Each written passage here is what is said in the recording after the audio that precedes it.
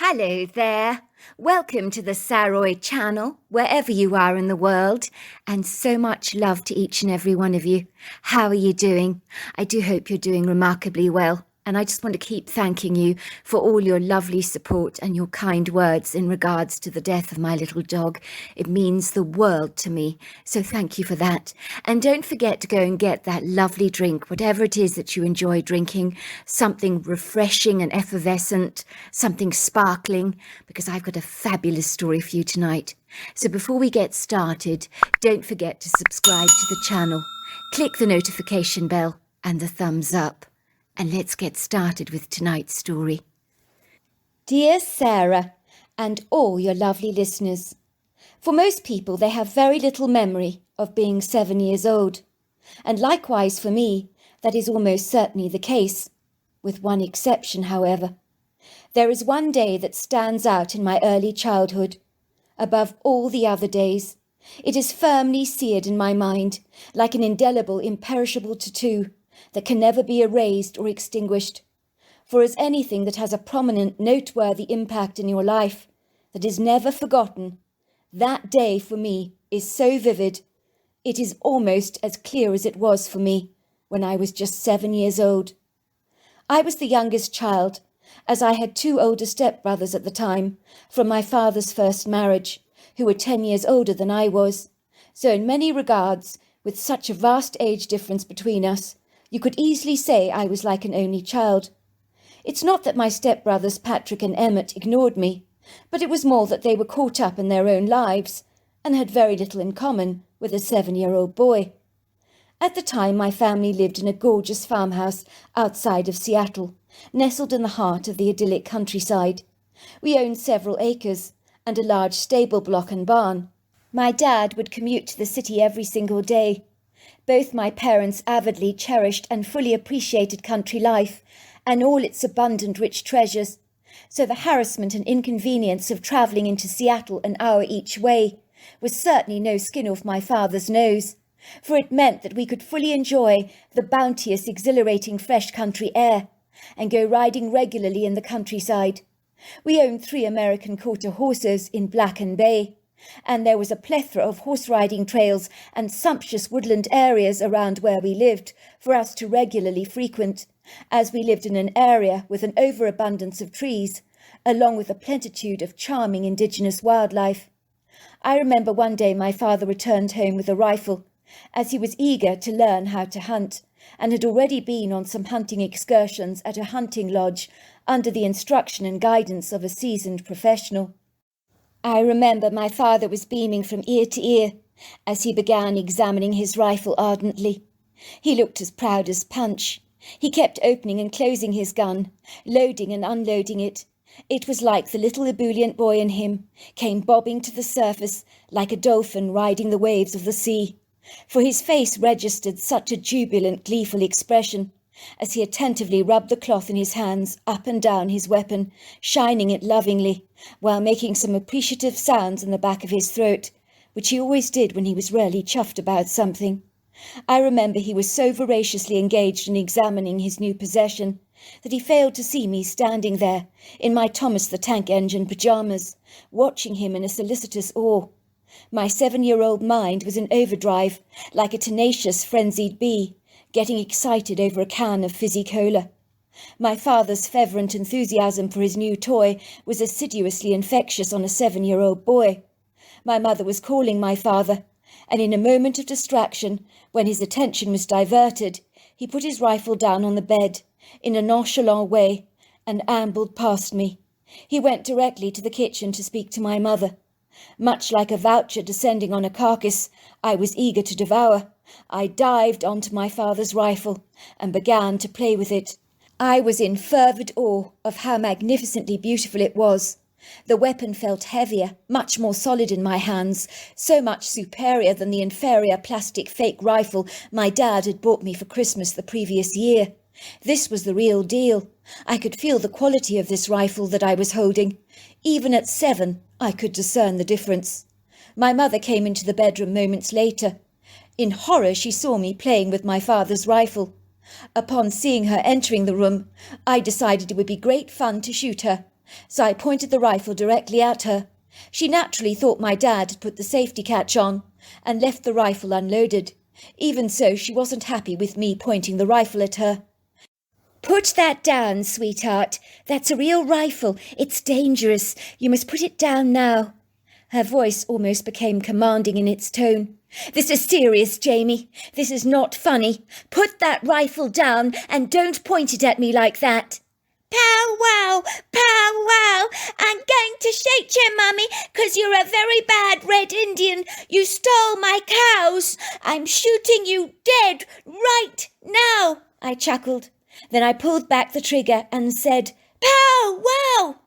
To my horror, the bullet came flying out of its chamber and went blasting through the wall with such an ear-piercing ferocity that I was terrified. This wasn't fun like I'd anticipated it would be. This was very scary. I'd missed killing my mother by a hair's breadth. My father came darting into the bedroom. My mother's face had gone so pale. All the colour had drained from her, and even at 7, I remember exactly how pale she became. "Give the rifle to me, sweetheart," my mother said. I handed it to her swiftly. She took it from me, sighing with relief. "You neglected your rifle! You left it unattended!" my mother shrieked at my father. "For goodness sake, Edwin, what the heck were you thinking? Our unchaperoned 7-year-old boy was playing with a fully loaded weapon. I nearly got killed, Edwin. How could you be so reckless? Surely you know it's incautious to leave a rifle lying around for an inquisitive little boy to play with, let alone a loaded one. Everyone knows it's an accident waiting to happen. It's asking for big trouble. You hear dreadful stories all the time of little kids accidentally killing a family member. You should have known better, Edwin. This is the height of irresponsibility. I'm frankly quite appalled." This time it was my father's face that grew as white as a sheet. "Oh, my God," he said, clasping his hands over his head. "I cannot believe I was so impetuous, reloading and unloading the rifle so many times. In my head it was fully unloaded. But you're right, sweetheart. I should have never left it unattended like that, especially fully loaded. What the heck was I thinking? Oh, my word! You could have been killed." "You stupid, stupid idiot! How could you, Edwin?" The reality of what had transpired hit my mother rather like a brick to the head. Suddenly tears poured down her face. She was smacking my dad hard in the chest. Imagine if Jamie had killed me! How would a little boy have to grow up with killing his own mother on his conscience? How would he handle that? Imagine if he had to be raised without a mother because of what you've just done." I began to cry, for even at 7 years old, the blast of that gunshot was exceedingly powerful. I realised the dreadful ramifications of what I could have potentially done, how close I'd actually come to killing my mother. "I'm sorry, Mummy. I'm really sorry. I'm so sorry." My mother ran over to me. She gathered me into her arms. "It's all right, darling. You weren't to know it was loaded. You see the rifle Daddy bought you last Christmas? It's not real. It can't hurt anyone. But this rifle here, it's very dangerous. You see the damage it's done to the wall? That is what a bullet can do to a person. It's quite horrific, isn't it? You can see how lethal a weapon like this is." I looked up at the wall and nodded. There was a gaping hole, causing the insides of the wall to buckle inwards. It horrified me to realise that if the bullet hadn't missed my mother, it could have potentially done the same damage to her body. My father removed his rifle from the house, placing it cautiously into the trunk of his car. "I'm taking it back," he exclaimed. "I cannot ever have a rifle in our house again. I've lost the right to own a deadly weapon like this. Our lives were so nearly ripped apart today because of this bloody thing." I could see his former jubilant face had become gravely serious. I could tell that his preceding feelings of wondrous awe over his rifle had been hijacked by a tangible revelation that as a family we'd had a lucky escape. After that fortuitous, inadvertent incident, my father wanted nothing to do with rifles ever again. Even growing up, he simply refused to even buy me an imitation one. My father completely lost interest in learning how to hunt. I think the implications and full gravity of what he had done weighed heavily on his heart. He struggled to forgive himself for what so nearly could have ended up being such a devastating tragedy for our family. Of course, you don't ever forget an incident as life-changing as that. How can you? For as much as the bullet ripped into the wall of our home, so did the memory pierce its way into my young, impressionable mind, never to be expunged or vanquished. But for me, rather than the memory being tormenting, it aroused within me an extraordinary fascination for rifles.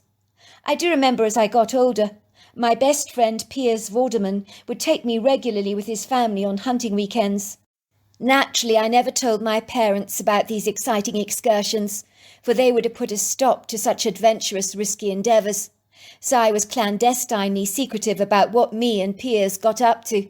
By all accounts, my father would have been mortified to know I was handling a rifle, so the less he knew about what I got up to behind his back, the better. When it comes to sons, it's probably that way for most parents, if the truth be told.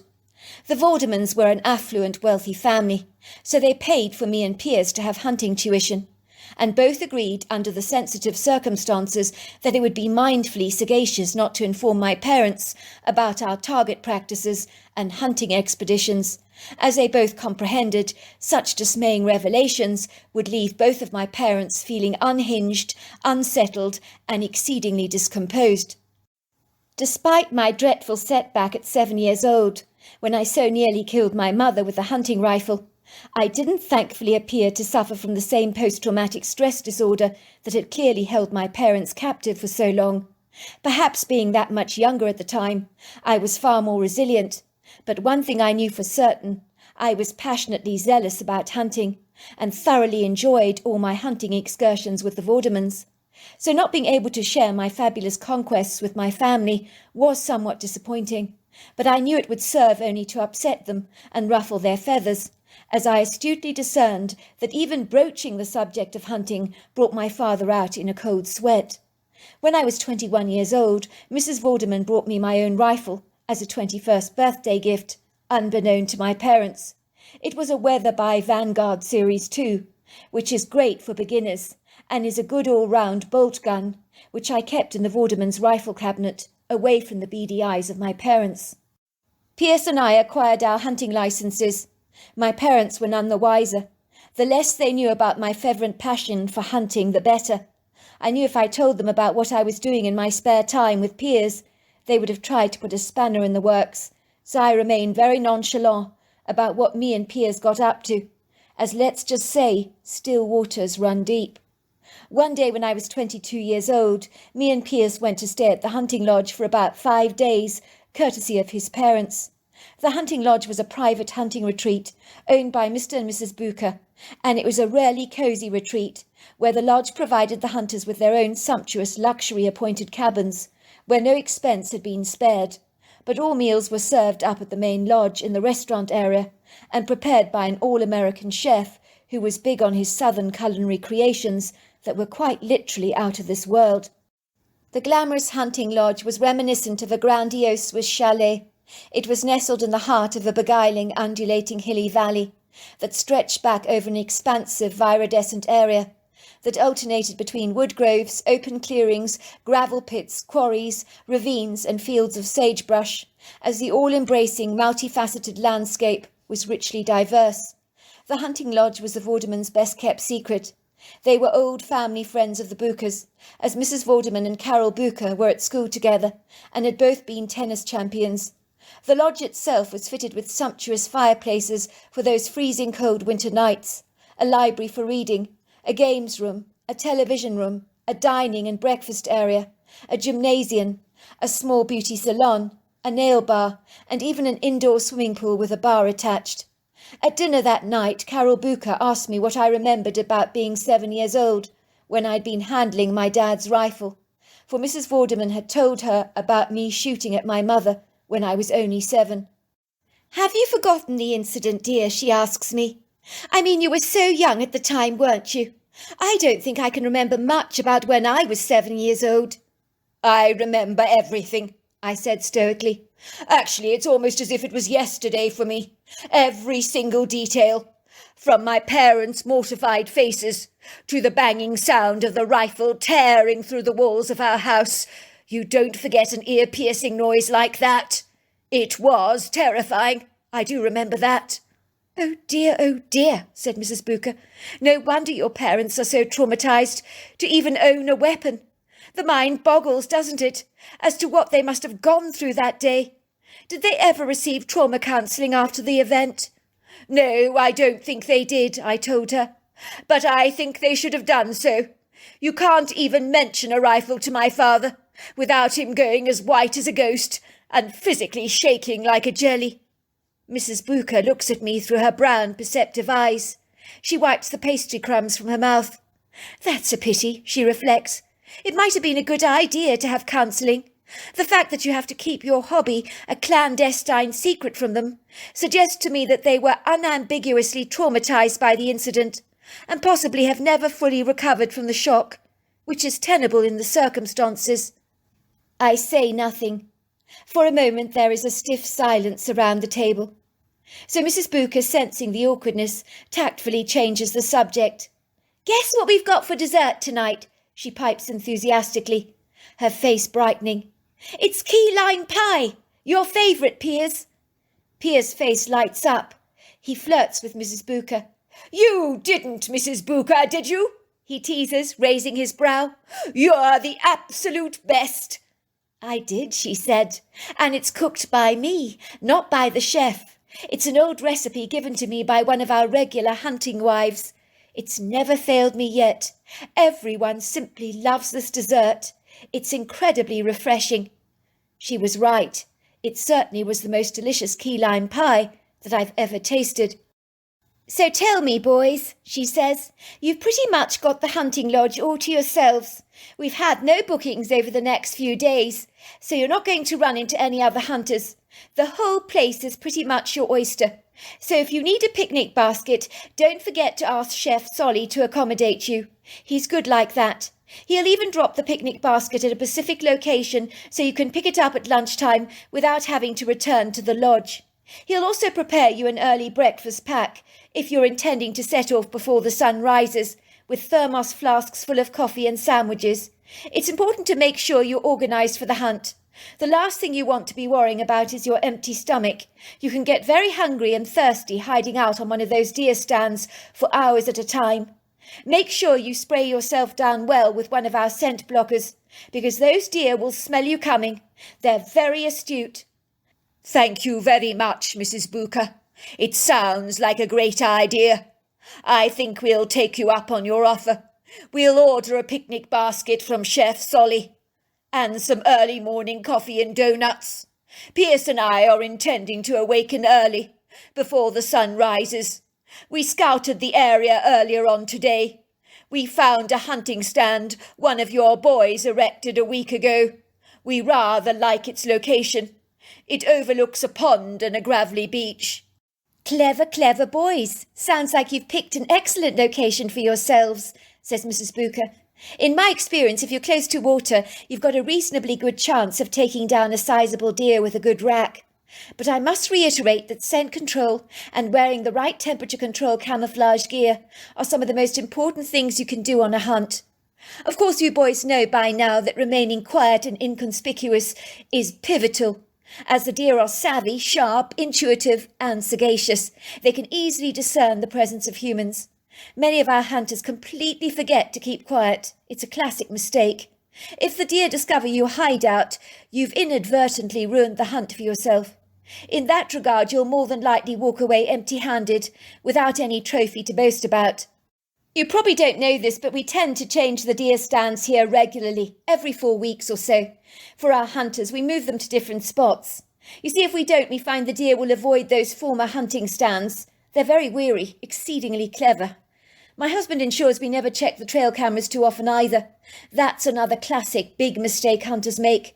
As once again, the deer will pick up on human scent if you keep trudging through the undergrowth to look at a game camera all the time. While they're a useful tool, they can also end up backfiring on you big time. That night when me and Piers retired to our charming little wooden cabins, with their inviting, cosy, snug beds, generously layered with sumptuous crisp Egyptian cottons and goose-down feather duvets and pillows, we both went to bed fatigued, but exhilarated and inspired, with hearts fluttering with an exuberant anticipation for the day that lay ahead of us. We both knew that this would be the first time we would be hunting together alone, as a team, without adult supervision. We were thrilled by this challenging, yet somewhat daunting prospect. I went to bed with illustrious visions of taking down a large deer with a sizable rack. Before long I had drifted off to sleep. I woke with a start to find Piers shaking me. "Get up, sleepyhead. Are you ready to get moving?" "But I've only just got to sleep," I complained. "Correction, you've been asleep since 10 o'clock, Jamie. You've had a good 7 hours on you." I groaned, dragging myself reluctantly out of bed, rather like a disagreeable sloth that didn't fancy moving a muscle. I was yawning, throwing my arms above my head in a sizable stretch, what I would have given for a few more hours' sleep.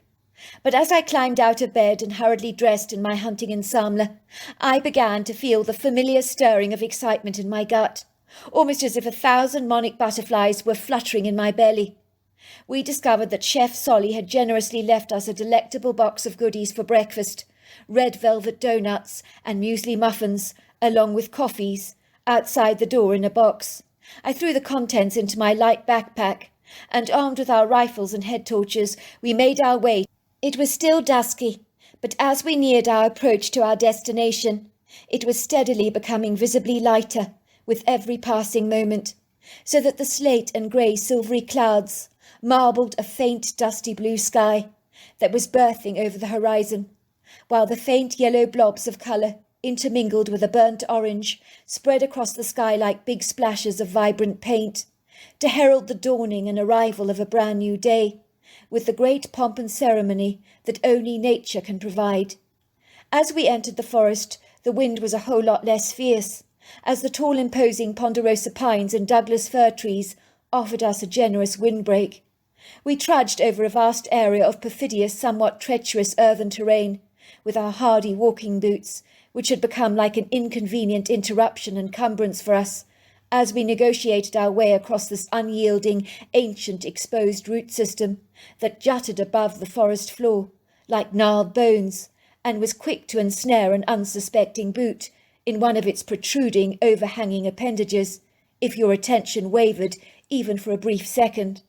Finally, I'm glad to say, the unrelenting, unkind earth became more dignified, tamer, and magnanimously more accommodating for us, as the gracious ground gradually evened out, became smoother and more amenable to tackle underfoot. Before long we were walking along a flat expanse, prettily dappled by a few fallen leaves and forest debris, along with a scattering of viridescent ferns, and a prodigal persuasion of green climbing undergrowth and Spanish mosses. We were profusely surrounded by the tall, imposing, congenial presence of a plethora of ponderosa pine trees that serenaded us by vigorously swaying their needled boughs, and the delightful buttery sweet infusion of their subtle bouquets lingered in the air. More transfixing still was the scattering of pretty morning shafts of sunlight that danced so gracefully through the forest canopy, bespeckling the terra firma in a beguiling injection of a faint silvery luminescence that was almost fairy tale-like in its ethereal delicacy and sheen. In a trice, almost as if the music centre of the woodgrove had been turned on with just the press of a button, the bird song burst forth in a crescendo of trills, warbles, whistles and tweets. We knew with certainty that the morning had arrived. We quickly, with a cautious determination, meandered towards the fringe of weeping willows that veiled a sizable silvery pond that sparkled and twinkled in the early morning light. We climbed up stealthily into our tree stand that was camouflaged superbly behind a large weeping willow tree that overlooked the pebbly beach that led to the water's edge. I knew that if any deer made their approach to the water, we would have a perfect shot here. The hunting stand was solid with 2 seats and a couple of outdoor all-weather cushions along with a table. We took our seats cordially. I opened up a flask of coffee, pouring both me and Piers a mug of the steaming hot drink. It doesn't get better than this, whispered Piers. This coffee tastes amazing. Well, everything tastes good out of doors, I agreed. I'm so glad the wind has finally abated. It looks like this is a great day for hunting. Look at how magnificent the pond looks, with that silvery sheen. It's breathtaking. Soon we ate our doughnuts and waited for a long while. Then we hit pay dirt, as several deer came to the water's edge to enjoy a drink, but we realised they were young. There were about 4 does with their younglings, and that was not our intended quarry. We were looking for a male deer with a large rack, but we wisely ascertained we wouldn't have much longer to wait. I was already feeling excited as I watched the deer enjoying their drink. They didn't seem too concerned, and I knew that they hadn't picked up on our scent. The little deer flickered their tails while they drank, and they trotted beside the larger females and ambled away. It was fabulous sitting there on the tree stand, watching the water rippling in the morning light, and breathing in the crisp fresh air. I suddenly got the overwhelming sense that I was being watched. But how was that even possible, I wondered? I was up on a tree stand. Whom could be looking at me? Piers, I whispered, something is watching us. Don't be silly, he said. The only thing that has seen us hiding out here is a few of our feathery friends, but nothing else. I promise you, I assured him. Something was watching us. Piers indicated for me to be quiet. He put his fingers on his lips. That was when we saw 3 male deer, with impressive-looking racks, scampering to the water's edge for a drink of water. They appeared much more nervous than the female does had been. Their ears kept twitching. Their eyes darted around the landscape nervously, almost as if they sensed something untoward on the wind. Me and Piers were prepping ourselves to take a shot at one of the deer. But in what seemed like seconds, we saw this massive black human-looking silhouette darting thunderously through the undergrowth, moving at such a rapid speed that it was hard for my eyes to adjust to this strange impostor, as this monstrous hair-covered beast with its pointed human head dived onto one of the deer, breaking its leg to immobilize it, and then with one large hand he twisted the deer's neck, so the head dangled limply from its carcass, and the creature tossed the deer over its shoulders, simply gliding away, moving with such grace that he almost looked as if he was floating. We knew we'd seen a Bigfoot. We were astounded. I think the Bigfoot must have been about 8 foot tall, 600 to 700 pounds, covered in long flowing dark hair. But it had been so obscure, so hazy, as everything had happened far too quickly, that me and Piers began to almost doubt what we had seen. Did that really happen, said Piers, or was I imagining things? No, we saw a Bigfoot. I am certain of it. We saw a Bigfoot. We both stared at each other in disbelief, feeling that this day had started with a very exciting bang. Things were only going to get a lot better. But was it possible that no more deer would come towards the water's edge after one deer had already been hunted down by a Bigfoot? It was moments later that I suddenly realised I needed a pee, and I was so annoyed when I realised I'd forgotten to bring a bottle along with me. I really need to go, I said to Piers. Are you kidding me? Can't you at least hold it in a little longer? Wait until lunch. Oh, no, absolutely not. I cannot do that. I'm desperate. I'm barely managing to hold it in now. I just can't possibly wait. Well, make sure you don't go close to the stand then. Be discreet. Remember there's a Bigfoot out there somewhere. I'm sure he's long gone, but I really must go. Well, then be quick about it, bro. I decided to walk far away from the deer stand, towards a more dense area of shrubbery, perceiving that if I peed over some rambunctious undergrowth in a less accessible area for the deer, I would possibly be able to cover up my pee more discreetly. I had brought along with me some odour repellent, so I would spray over the area. I moved across some shrubbery. The next thing I knew was I lost my footing. I went slipping down and down and down this large hollow in the ground, like an old mining shaft or something, and after that I went completely blank. Piers's account. I was growing increasingly worried, as Jamie had not returned from his pee. He'd been gone for some time, without his rifle. What did I do, I thought? Sit here in the deer stand and wait a little longer, or should I go and look for him? Then it occurred to me that Jamie could have potentially run into a lot of trouble. I'd heard unfavourable stories about dangerous Bigfoot encounters before. Could it be that Jamie had inauspiciously bumped into a Bigfoot? Possibly the Bigfoot we'd seen earlier on this morning killing the deer. Had something terrible happened to him? This incredible, gruesome thought made my blood run cold, for I knew that an altercation against a Bigfoot that size, my friend would invariably never stand a chance. I hastily climbed down my deer stand, with my rifle at the ready, as I cautiously investigated and thoroughly scrutinized the area we had recently frequented, calling out my friend's name at the top of my lungs. "Jamie! Jamie, where are you? Jamie! Jamie, where are you? Jamie! Jamie, where are you?" I heard this thumping, booming sound, like something ponderously weighty, substantial in size, was thundering through the undergrowth, moving towards me at a rapid speed, almost as if sensing that someone was in grievous trouble. For I will not deny that my fretful calls had blistered my fear with trepidation. The only way I can liken the reverberating clamorous sound is to a very large herd of prodigious bison, blasting across the open plains, beating up the soil with their powerful hooves. It sounded exactly like that. I stood still for a moment. My thoughts seemed to have been hijacked from me. My ability to react, think and reason had floated away into the ether, rather like a balloon on the wind. I was left feeling blank, my mind an empty white canvas waiting to be anointed by an artist's colour. Then I saw him. I am certain it was the Bigfoot we had seen earlier, killing the deer. This intimidating, lofty creature was tall, majestic, imposing, powerful, and his daunting presence made me feel as minuscule as an ant. The creature stood there looking at me through golden eyes. I realized in that instant he had responded to my frantic call. He had come to my rescue. He was here to help me. I just knew that with every fibre of my being.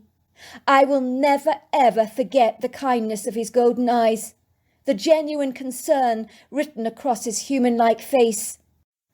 "I can't find my friend," I told him, pointing around the place. And I say this without any exaggeration. The creature perceived my very words. He understood what I was saying. He began to sniff the air, as if smelling a scent trail. I straggled behind him. But it wasn't just a scent trail he appeared to be picking up on. It was like he was tuning into another worldly frequency, human vibrational energy fields, I guess. And then there he was, gliding directly towards the trees. He was hastily pulling back this pile of creepers with his very large hands and looking down in the ground. He indicated for me with his hands to come over, as if he'd found something, so I quickly ran to the spot, fearing the very worst. Was I going to find the deceased body of my friend lying there? The most foreboding feeling overcame me. My heart missed a beat. My throat became dry and scratchy, rather like sandpaper. To my horror, I was looking down a large hollow in the ground. Jamie was lying motionless at the very bottom. I couldn't tell if he was alive or dead. I called out to him, "Jamie! Jamie, can you hear me? Jamie, can you hear me?" But I was met with silence. He did not respond to me. I could feel the alarm rising up in my blood, as I began to fear the very worst. The Bigfoot held up his hand towards me, like a lollipop lady at a pedestrian crossing, as if telling me to wait. I saw him break down a tall tree with one hand, almost as if it was made of paper. It came crashing to the ground so effortlessly, landing only yards away from us. The Bigfoot tore off the needled boughs with his hands, with a speedy efficiency, and then using a stone he made some footholes in the pole. Then he lowered the pole into the bottom of this hollow. The Bigfoot shimmered down the pole like a fireman on a pole, and then he reached the bottom. He threw my friend over his shoulders like a sack of potatoes, and virtually balancing on one leg, he seemed to bounce from one foothold to another, as if he was playing hopscotch, until he laid my friend on the ground next to me. I quickly checked for a pulse. My friend was alive. He seemed concussed as he began to groan. I indicated for the Bigfoot to carry my friend for me. He followed behind me with Jamie on his back, until I led him through the wood grove. I pointed to the large picnic hamper that was waiting there for us to collect, and indicated to the Bigfoot that it was for him to enjoy later. He nodded at me as if to say he understood. The Bigfoot followed me towards the hunting lodge, and then I indicated for him to put my friend on the ground. Luckily no one was around, as I don't think the Bigfoot would have appreciated being seen by anyone. Once he'd glided away, I called for help. The ambulance took Jamie to the hospital. I was to learn that Jamie had a bleed on the brain. The doctor said he was lucky to have been brought to the hospital in record time, as he could so easily have died from his injuries. For a start, I don't think we would ever have recovered my friend in time, if the Bigfoot had not been able to detect where he was, as he had fallen through that shaft that no one knew even existed. They filled the shaft after the incident, and human bones were found in the bottom. They were identified as belonging to a Swedish hunter who had stayed at the lodge and gone missing. I think he must have accidentally fallen down the shaft. And of course no one could fathom how I'd rescued my friend, but I was not about to tell anyone about the Bigfoot. I pretended I'd found the pole and used it to access my friend, whom I carried on my back. "Incredible," said the doctor. "How did you have the strength to do that?" "I don't know," I lied. "Sounds like you had angelic help," said a nurse. "No, silly," said one of the other doctors. "Have you men forgotten the power of adrenaline? When in a state of shock, people have been capable of performing amazing feats that they cannot achieve in the cold light of day, like lifting up huge, very heavy things that they would not normally be capable of lifting, or running faster than they've ever run before. My bet is that Piers was able to do the impossible in a heightened adrenal response." And everyone agreed that that was the most likely scenario, so I left it at that. Although, of course, I did promptly inform James that he was rescued by the Bigfoot we had briefly seen earlier on in the morning. He had a brief recollection of being carried by a very large pair of hairy arms, but he'd thought that was a dream. We still go back to the lodge regularly for hunting weekends, as Jamie fully recovered from his head injury. One day we were taking a picnic in the wood grove, and Chef Solly said to me, "I would appreciate it if you would not fill the basket with river stones after you've finished eating your picnic. It can damage the basket." Mrs. Booker looked at me and said, "That's a strange thing to do, Pierce, filling the picnic basket with river stones. Why would you do such a peculiar thing?" "I don't know," I said. "I thought they were very pretty." The chef raised his brow, as though he'd heard everything now. But I secretly realised that those river stones had been placed there by a very grateful Bigfoot, who clearly thoroughly enjoyed the picnic.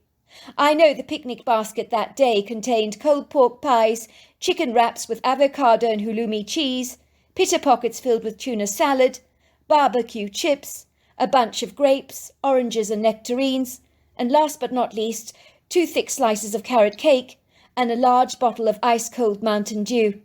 I guess the Bigfoot enjoyed the food. So there you are. That's my story. Wow, what an incredible story.